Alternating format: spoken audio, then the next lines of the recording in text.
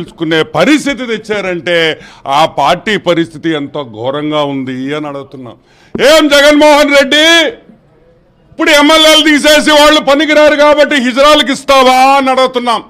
మా అక్క చెల్లెళ్ళు తెచ్చి వాళ్ళు ఎమ్మెల్యే టికెట్లు ఇస్తావా అని అడుగుతున్నాం.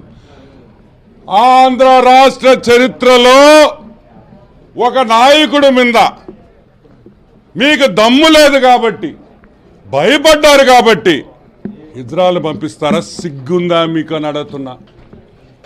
పార్టీ పేరు మారుస్తారా? యువజన అదేందా సామ్రిక సాంఘిక ఏందా యువజన శ్రామిక హిజ్రాల్ పార్టీ అని చెప్పి మీరేమన్నా పేరు పెట్టుకుంటారా అని అడుగుతున్నాం. ఇదా మీ పార్టీ పరిస్థితి? సిగ్గుందా మీకు అని అడుగుతున్నాం. ఇంకోటి కూడా చెప్తున్నా, నెల్లూరు జిల్లా ఎమ్మెల్యేలు ఆంధ్ర రాష్ట్రంలో ఉండే ఎమ్మెల్యేలు అందరూ ఇంకో 3 నెలల్లో బ్రహ్మాండంగా కాపురాలు చేసుకోండి. దాని తర్వాత చీరలు గాజులు మల్లెపూలన్నీ మేమే ఇస్తాం.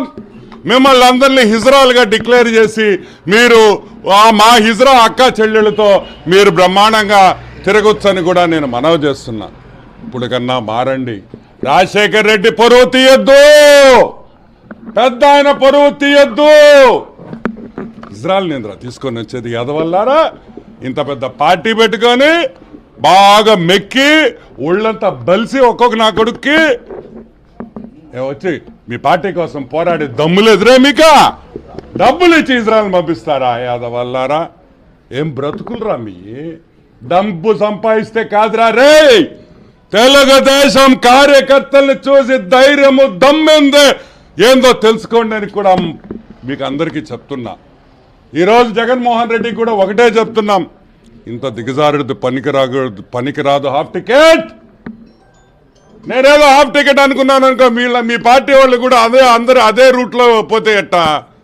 కాబట్టి ఒకటే చెప్తున్నాం, పోరాడతారా, కొట్టుకుంటారా, నరకతారా, సంపతారా, మొగతనంలో మొగోళ్ళుగా రాండి అని పిలుపునిస్తున్నాం. Thank you.